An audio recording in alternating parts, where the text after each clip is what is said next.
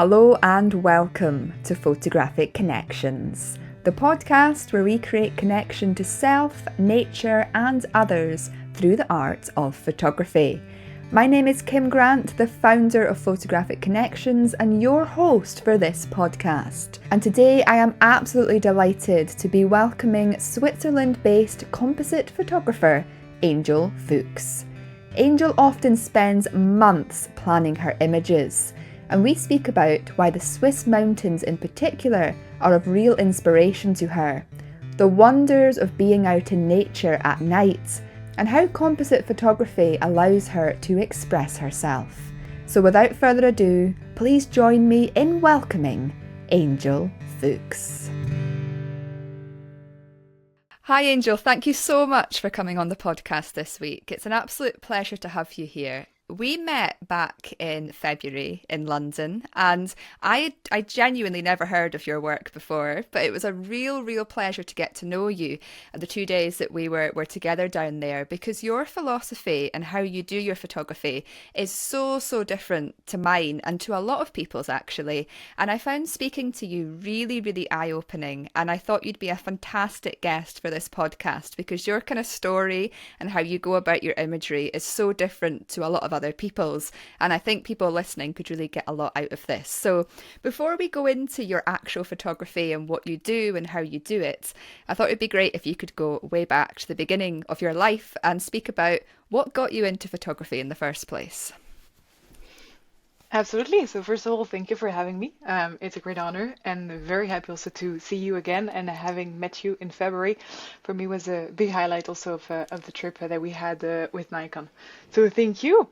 And so if I had to go all the way back, I started my photography journey when I was 10 years old.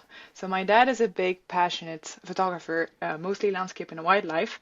And when I was 10 years old, he gifted me my very first small camera, which was a small Coldpix from Nikon. And I started, playing around with it, understanding how it works, just figuring out what photography is about. But it's not until I would say almost 7-8 years later, when I was a teenager, that I started using it when I was going out, when I was going in nature, when I was traveling with it. And I decided in 2020 to buy my own equipment with my first salary ever that I had, to stop borrowing from my dad everything that he had, and decided then to discover Switzerland, the mountains, to go and do camping, wild camping, which I had never done before. So it started like that, and the more I got into the mountains and the more I went into landscape and night photography, the more passionate I became, especially when I was able then to go into more details in post-processing. So I started really, I would say, as a photographer, and I think this is also how I qualify myself as. But I went into composite photography in 2021 because I felt something was missing in my personal process of creation, and I was too dependent on the weather, on the environment you have around, and I wanted to have a bit of control and creative control on that, which I didn't have if I didn't go more into post-processing and editing, and this is what got me really into composite. So yeah. It's interesting because you refer to yourself as a photographer, but you also refer to yourself as an artist because you do all of this post-processing, and your images are so magical and so almost surreal and like fantasy-like, but you have put a lot of time and preparation into your images, which we'll get into in a minute. But I thought it'd be really nice actually to speak about the editing process for you, because you spend a lot of time editing one image to make sure it turns out Yes. the way that you want it to.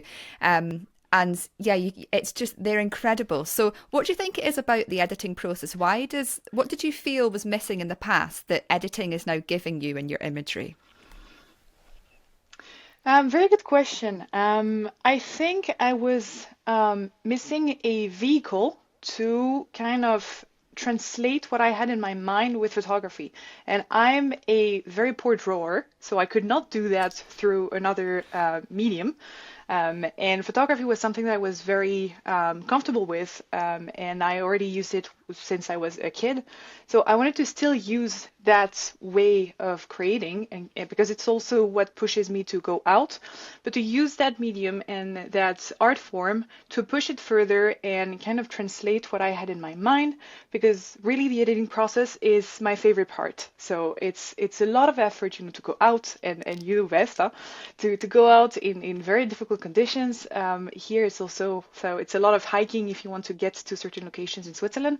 But the best part is when I come back home and I have the images and I can start kind of translating what I had in my mind, and put things together and change what I saw in the environment to tailor it to the emotions that I felt during that hike or that night that I spent. So I think I went from actually capturing a moment to capturing a feeling. And this is what changed also the mindset on how I approached photography and used it as a tool to get that creative vision that I might have of a specific location that I can see, whether it is on social media, on Google Earth when I'm scouting. So this is what post-processing composite has brought me. The photography could not to that extent. I think we're kind of realizing now as photographers, aren't we, that emotion and feeling are so important. If you look at an image that's kind of just taken that's technically correct, but the photographer hasn't put any maybe emotion or feeling into it, there's always something missing. But when you Hmm. look at your photographs, there Yes. is this sense of awe, this sense of wonder. And for those who don't know your work, you go up the mountains in Switzerland, you photograph the landscape, you've got the gorgeous mountains, and then it's always at night time. So you've got the incredible stars and everything in the sky as well. And it'd be really interesting actually for you to speak about your process, because although you do a lot of post processing in your images to give them this magical fantasy feel, actually one image takes you a long time, even just to get to location, to compose, to create. So explain your kind of process of going out, because you put so much time and effort into every image you take. This is what blew my mind when we met in London, was just how much time and effort you put into one single image. It's incredible. So yeah, I'd love you to share that story, because it's mind blowing. No, absolutely, absolutely. Indeed, as you said, it's a lot of time, and I used to, I think, come up with a lot of images from one location back in the days. And when I went to composite, it became the opposite. So not only do I take more time to actually come up with one image, but I rarely come out with more than two or three from one specific location, and I always go with one in my mind.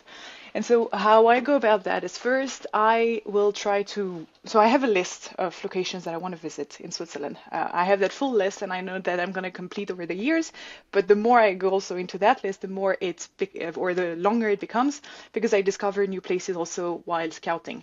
So what I do is that out of my list, I will do a full deck, whether it is PowerPoint or whatever. I do a full deck, and in that deck I put everything I find, what I can find as information from the location, whether it is images. I will be also scouting on Google Earth, on Google Earth Pro, so that I can see also, the location in 3D, if I can get different angles, if there is a lake, a pond, water, anything that I can find. So this is the closest to reality that I can get to the actual location without visiting it. And then it's everything about the stars, sky planning. So where will the Milky Way be, depending also on the season, because the sun changes place, so you don't get the same sunrise and sunsets. The blue hours tend to change also a little bit, and the Milky Way position as well in the summer. It's not visible in winter, so in winter you have to leverage other things, especially if you do ice caves and so on. So everything about star and sky planning, light pollution, and then it's also everything about the technical part and the hike. So this is understanding, with the different tools that we have here in Switzerland, and I think we're very lucky because I'm able, to easily find the routes, official routes that we have, the elevation gains, elevation losses, and the distance, how much time does it require, and then it's what kind of equipment do I need, what kind of camera do I need, what lenses should I take with me. I always tend to take too much and not use most of it, so I try to now calculate a little bit better how I plan my stuff, because otherwise I end up with 25 to 30 kilo backpacks for elevations of over 1,000 meters.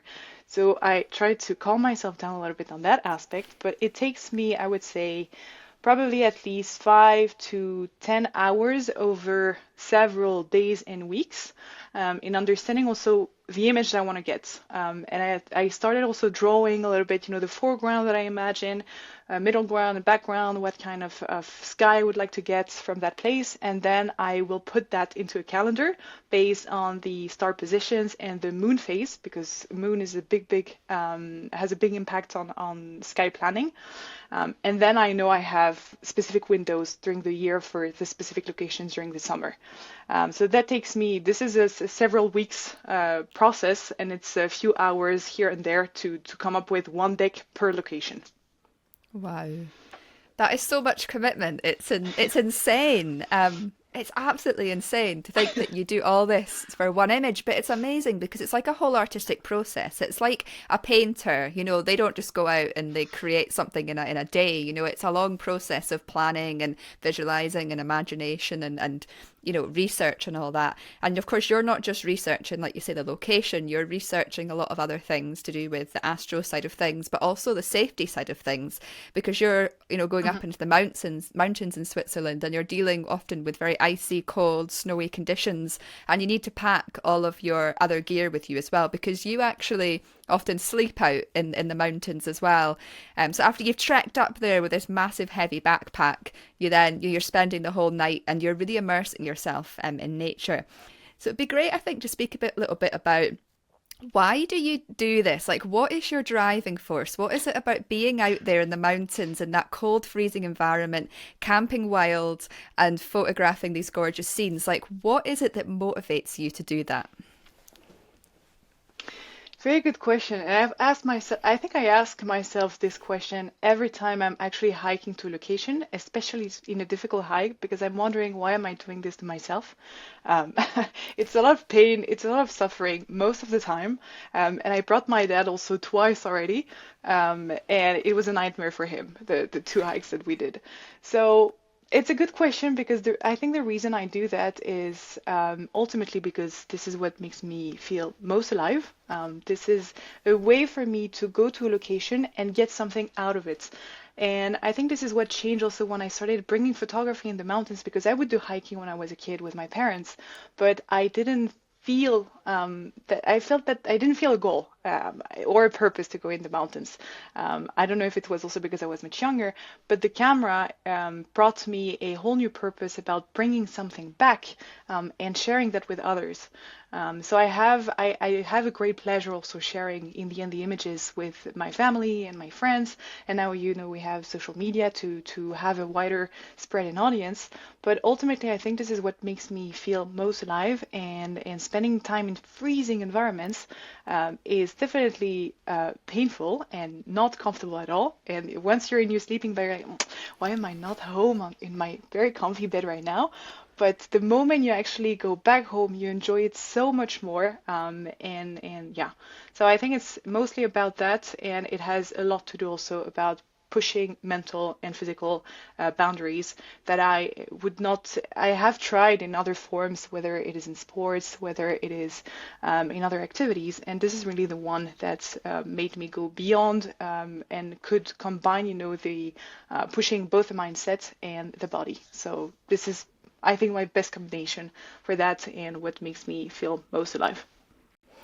It's really interesting. I find through doing this podcast and speaking to people that whatever style of photography they get into, it always stems back in some way to their childhood. You said that you did go hill walking and whatnot in your childhood.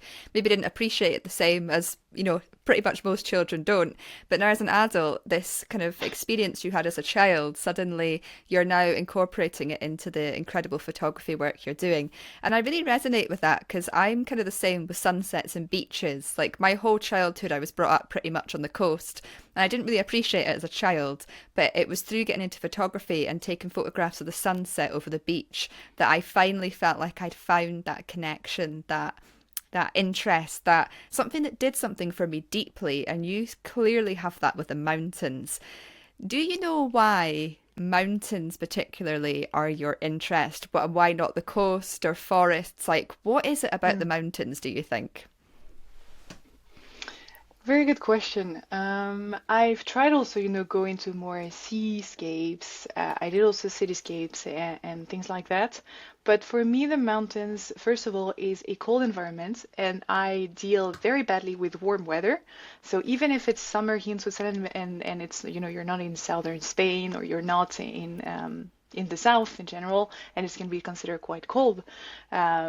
I have a very hard time with warm weather and summers. So the mountain is for me not only a way to kind of cool down and get away from these very warm temperatures, but I think it's also the heights. You are above so many things, and it's not only physical because you're above in terms of altitude, but you're also above your own daily job, you're above your own habits, and I think it's a way for me to clear my mind that I have not when I stay at the lower altitudes when I go by the lake here in Switzerland or towards the sea. So I think it's a mix between the cold, the heat that allows me to clear a little bit my mind and to go back to the essence of why I am here, why I decided to go into photography, and to be able to bring that feeling back. So it's a sense of not loneliness, but being alone. And bringing that back is also bringing, that serenity and calmness that you feel when you're in the mountains, that you would not feel if you're more down towards cities and the sea. And it's also noises that if I go towards the sea, some people that have lived like you by the coast might be calmed down by the sound of waves. For me, this is absolutely not something that I've experienced in my childhood. Rather than when I'm in the mountains, it's a different kind of noises that you get, with the rocks falling down. You hear cracks in the ice. These are things that I've been also growing up with. So I think mountains is mostly for yeah, these kind of things that I really really enjoy being in that kind of environment.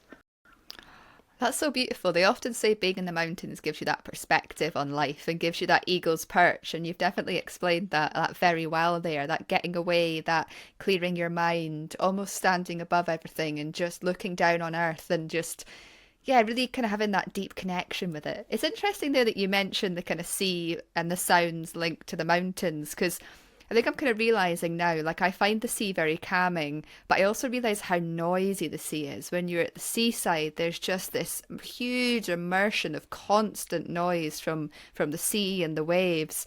But yeah, when you're in the mountains, it's a totally different thing. And especially at night, if you're out on a really clear, windless night, Hmm. it's so quiet, isn't it? And you barely hear anything. And the little noises you do hear are so amplified. And actually being out at night, because our eyesight isn't obviously as clear, we can hear so Yes. much more as well. And I think that's part of it as well for you, is just that immersion. Because it's interesting as well, it's not daytime photography you like, it's the nighttime photography. So why do you think it's nighttime and not daytime that really entices you to go up into the mountains? I think, and I've shot already many, many years before during daytime mostly. And the moment I started sleeping in the mountains, I discovered all the hidden lights that you could not see during the day, but that you can see with a camera. And so I think the first thing is because I am able to capture things that people can't see or that we humans can see with our bare eyes. So this is one of the main reasons that I think I got very interested into night over day photography.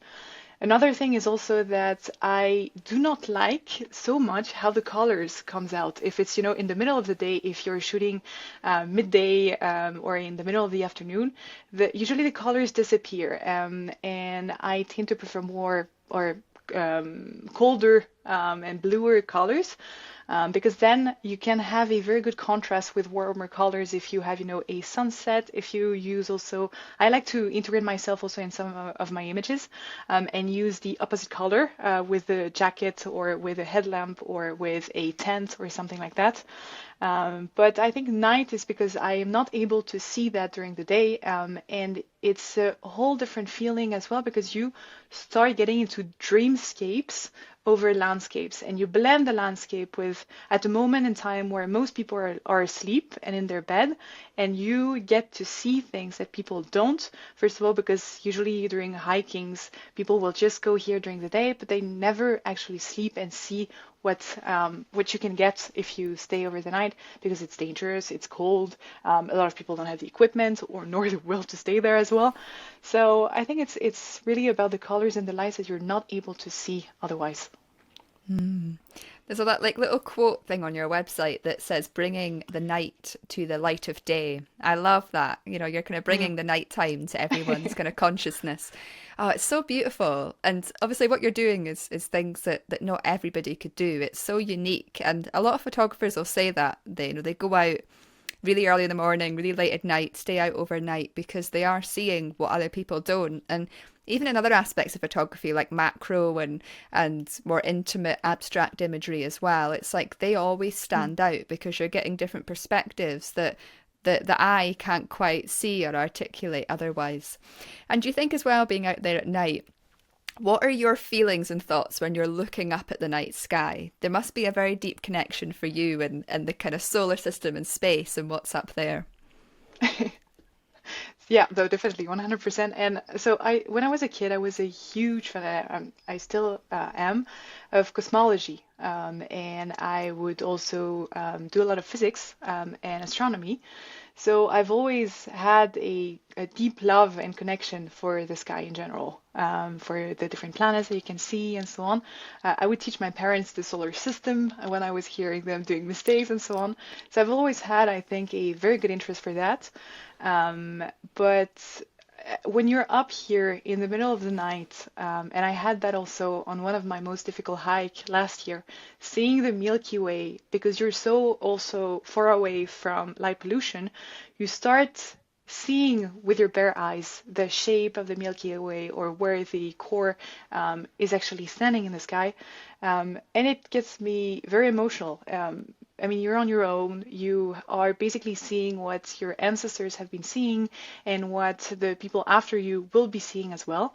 And you realize that you're just a piece of dust that will disappear eventually, but you're able to witness that for a few minutes. So it gets me very emotional, especially when I'm on my own.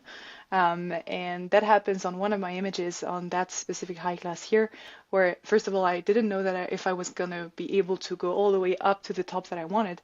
But when I did, and that I took out the camera in the middle of the night and saw the Milky Way on the camera, I started, having tears in my eyes, because it was just a very unique and beautiful moment and connection that it's with you and with everything that you have above and under your eyes. So this is the biggest connections that I've felt are usually in nature and in altitude under a full starry sky.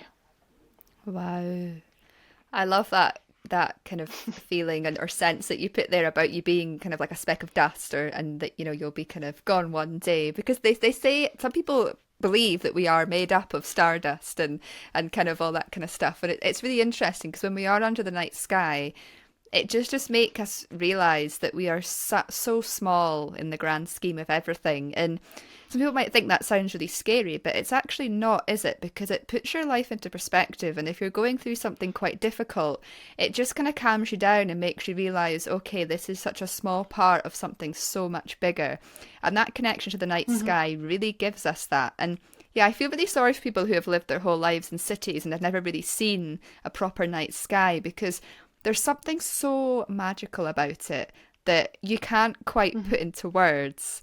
And I imagine being obviously in the Swiss mountains, with it being so dark and away from light pollution, you just have the most incredible views.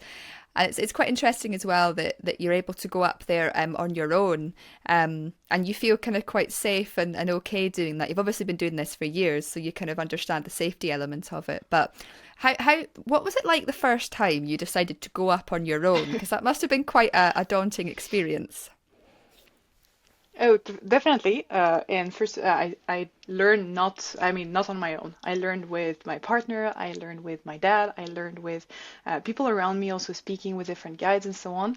And also to come back on the one thing you said, I am still scared. I am still scared in the mountains when I go. The last hike that I did, I felt scared because you never know what might happen, and I was about to fall off a cliff. And even if you are more experienced, and I do not consider myself I could not bring yet people as a guide because I'm already trying to deal with my own person or the person that I bring with, just like I do with my dad. But no, so the first time I went, and it was not necessarily to do photography in the night, it was more, to get what it is to camp in the mountains.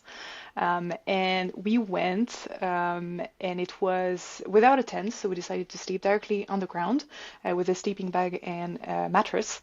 And it's frightening, but it's also you don't sleep much because you feel very alive and you're very aware of the noises and the things happening around you. And I would open my eyes every now and then, and not I don't sleep in the mountains, so it barely happened, I think, once that I had a full night's sleep because I would wake up also every hour now to get the different images that I need for a final image. But I feel scared and also very excited. And this is this excitement that has brought me to do it again and again and again and go further and go beyond and go higher up and bigger hikes and more equipment and go now during winter and in ice caves, and still spending the night in the middle of winter. So I think I just like that excitement so much, even though I would not sleep and it would be a very tiring experience, not only because you have to hike to the location, but then you need to set up the camp, you need to have everything ready also for the camera. So you need to plan that time in advance. You know that you have, for example, an hour and 15 minutes once you get there before the blue hour or the golden hour starts. So I think that's the excitement that drove me to just do it again, again, and again, but with more efforts, with more time, in a higher altitude, colder environments. That brought me to do it now, and I'm not scared of preparing my backpack or so on, but I still have that stress today when I know I'm going to start a hike and I'm going to spend the night alone on a place, or even if I bring my dad now, I still have that. It's not fear, or it might be fear in a sense, but it's also what is driving you and tells you go because there is something there. If you have that feeling of, and it's not just going and it's very comfortable, and there is something that tells you to do it. It's interesting because they say that fear and excitement are very closely linked as emotions, and it can sometimes be difficult to differentiate between them both. But I guess what you're doing is a very clear example of that. There is fear, but you're also so excited and you've got that anticipation and that joy and just what may unfold.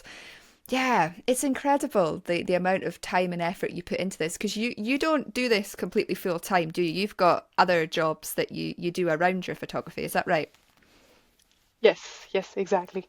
I have a lot of client work that have nothing to do with landscape photography, but more and more I am able also to give time to landscape and composite photography, which is really where my passion lies today. But I do a lot of other kind of photography as well. I do portraits from time to time.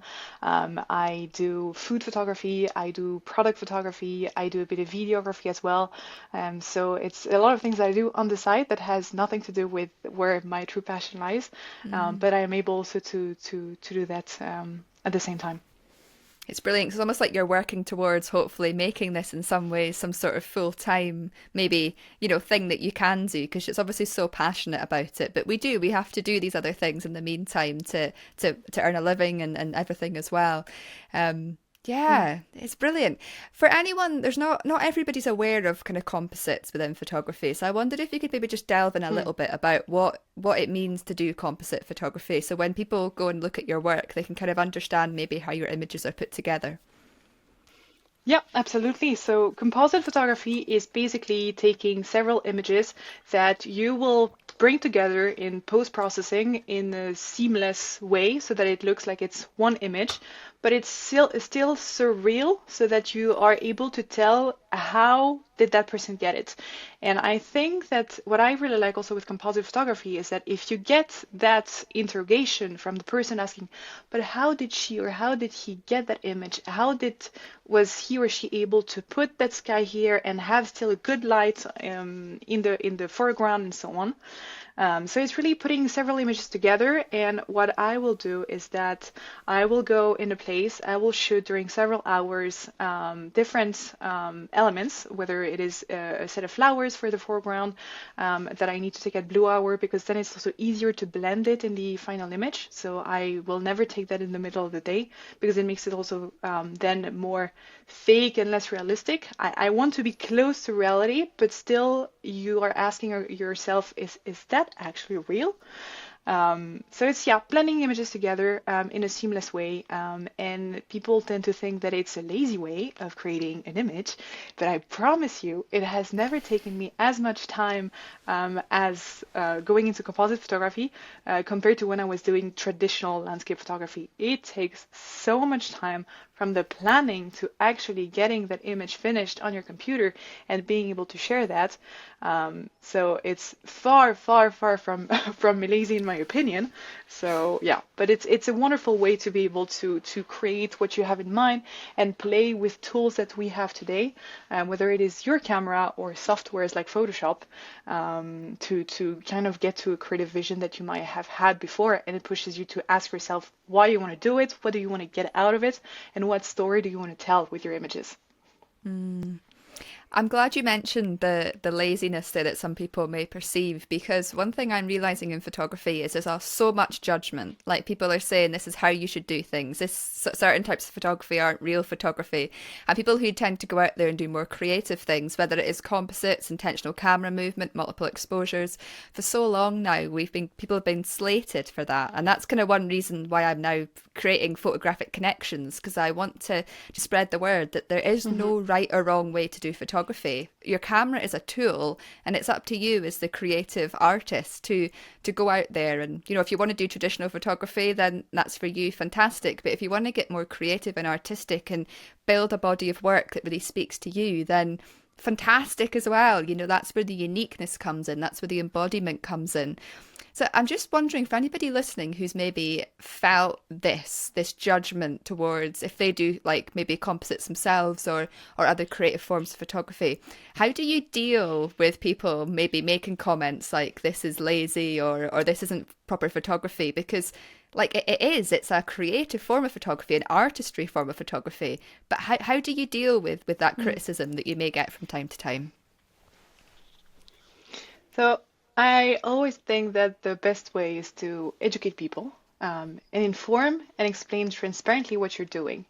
And one of the reasons that composite photography has been highly criticized in the years before that, is mostly because people that were using composite techniques were not disclaiming their images as such.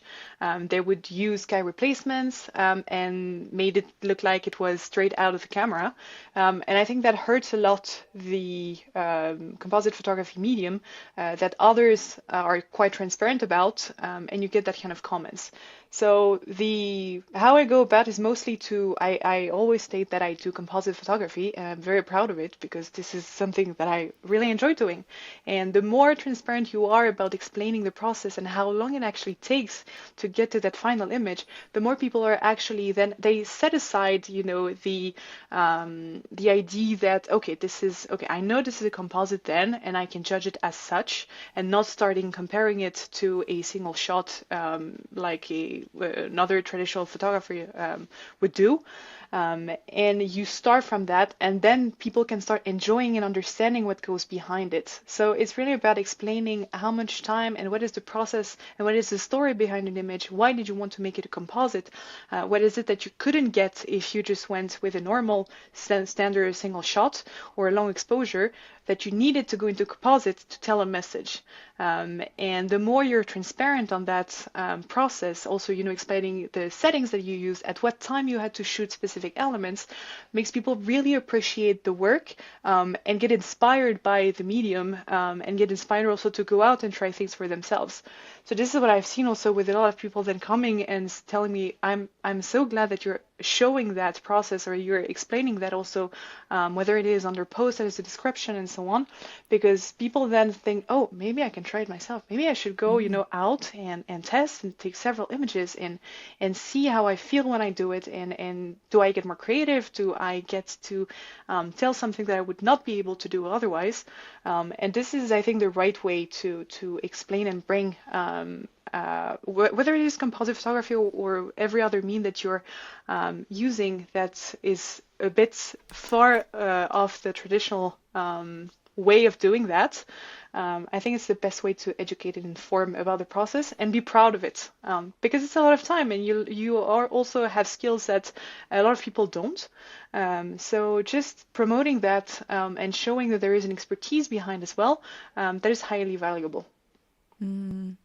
That's some fantastic words and advice there, because I think a lot of people that maybe feel judged in their photography then feel discouraged because they're like, oh, people are saying this and saying that. But you're right there. If you're doing what you're doing, you love it, you're being upfront about it, and you're educating people about the process and how much work is going into your images and why you're doing it.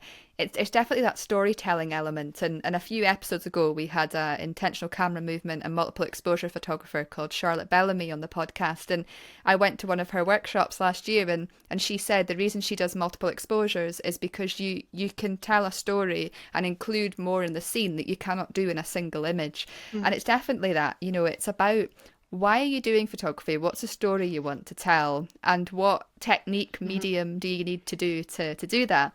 And yeah, composite photography is always something that I mean, a few years ago, I remember being introduced to it, but I've always had this resistance to try it. And I think especially now that like AI technology and that's coming out, people are just getting like, it's making it more difficult. But I love that there's somebody like, people like you that are doing it in a way that is a lot of work, that means something to you. And as a result, you can see just how gorgeous your images are. And I think it'd be lovely to go on now. You have a new guide that you're just about to release, or just released, a guide to Switzerland that's got a lot of your beautiful photographs in it. So if anyone's kind of interested in seeing your work or maybe going to Switzerland, like it'd be interesting to speak a bit about this guide you've produced, because the photographs I see on your social media, it looks so beautiful and so professionally done. Thank you so much. So yes, I've been working on that guide for I think over 9 months now. And that was a project that I had in mind at the beginning of 2022. So I have my list of places I want to go, and I knew exactly how many I wanted to do last year, and I managed to complete my bucket list of 2022 hikes in Switzerland. But I have created so much content. It's one deck per location that I create to get, the sky planning and everything we discussed. And it's so much information that I put on my personal OneDrive that a lot of people have been asking, oh, but how is it? At what time should I get there? Is there a best time of year to go? Is it best at sunrise, sunset? And how did you know that the Milky Way would be here? And where is the place? Where is the location? How is the hike? And so on. So I get a lot of these questions, and I figured I have all that material that I create for myself anyway. Why not make it available to anyone that would like to see these locations for themselves? And there has been a little bit of criticism, but it has been very well received for now. It's currently under, it's a pre-sale period, and the guide is officially launching on May 1st. So everyone that will have already pre-ordered is getting it on May 1st, and then it's officially live on the website, so anyone can get it as of May 1st. But a lot of people have been very receptive, because it's also, educating. What I want to do with this guide is that I don't want people to get to some of the locations because they just found then the spot on Google. And you can find most of the locations that I showcase on my images within a few minutes of searching on Google. But I don't want people to, to find a spot on Facebook, on Google, and then go when some of the locations and hikes are, I believe, very difficult, especially if you want to spend the night. It requires a lot of equipment. And I just want people also to take more informed decisions on, is it a hike that you will manage to do? And are you not putting yourself in danger? So this is also, to help provide that amount of information so that you know if you're able to make it, if it's safe enough, and if you feel that you want to put that amount of effort, because some places they look great on images, but people don't realize that there is maybe 8 hours walking and hiking with a huge backpack if you want to spend the night there. So it's more also about providing that valuable information. And yeah, so I provide all the information about preparation. It's not about how I edit the images after, but I also put all of my images here with the settings that I used for people to understand a little bit the different composition elements that I had once I was here. So I put also some example with my raw files with the settings so that people can see also the location in a different way and see also the images decomposed and the final image that I have available on my social media and gallery online. So this is what I wanted to achieve with that guide, and it took me a few months to set it up.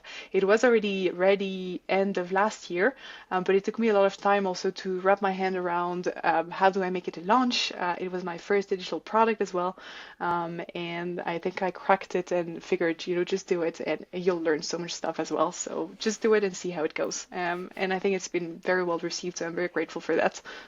Brilliant. It's good advice there. Just so you have a passion project or something and you put the time and effort into it, you just have to release it. Everything we do as a creative person is a learning process, and things that we do create that maybe don't do particularly well, it's about learning from that. But it sounds great that you've had a positive response to this. You did say there's been a little bit of criticism. Is that from people worried Yes. about you promoting the mountains or maybe encouraging people to go up there, or where's the criticism coming from? So one of the critics, and I didn't get a lot, maybe it was one or two.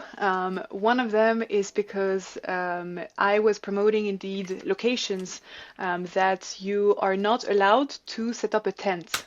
And I give that description and a the full information in the beginning, saying that in Switzerland, indeed, in most places, unless you go above a certain altitude, you're not allowed to put a tent because you're either in a natural reserve or you're just too close to a forest or anything like that. And I mentioned in the guide that for most of the hikes that I do, I will spend, especially in summer, I will spend the night just on the ground, sleeping bag, mattress, and be on the ground, because it allows me also to be much quicker and get up and take the camera and shoot what I had in mind. And so I had to explain that indeed in one of the pictures where there is a tent, he was highly criticizing that it's now forbidden to put a tent there, and I said that it became forbidden only after I actually visited the spot, because a lot of people now it became a quite famous place, and when I visited, I was basically alone, and there was not that sign to not put a tent. And the other reason is also that I brought that tent just because I wanted to take a picture of it, but I didn't actually sleep in the tent. So that was just my craziness of taking an additional 2 kilo on my backpack just because I wanted to have a tent that I could put in my final image. But it's a valid point, I think, because I don't want to mislead people to think that they can camp wherever they want, and this is a problem in Switzerland where people would then leave trash and leave the place not as they found it, and that's a problem. So this is a little bit what I had to deal with, but I knew that it was coming my way, and I'm still I still believe that I provide value that is just way beyond just telling the location is right here. You just have to hike. It's more information on, do you think the hike is actually for you? And here is how you can plan as a photographer to get some of the shots that you want and win time to get there in your preparation process. Brilliant. It's fantastic because you're obviously being very open and honest and very frank and yeah, upfront about what you're doing, why you're doing it, and being very clear about the safety implications and everything as well. So it sounds like an incredible educational guide that also has these beautiful images in it as well.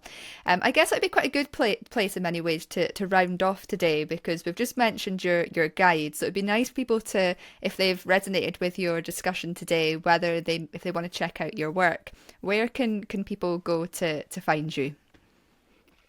So on my website, you have all the information. So it's www.angelfuchs.com. This is where also the guide is available. And the guide is not a print book. It's a digital file that you get a link to download it.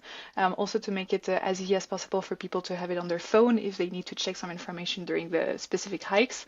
But most of the work is available on the website, and otherwise it's social media. So it's Instagram, Twitter, Facebook, and soon to start YouTube.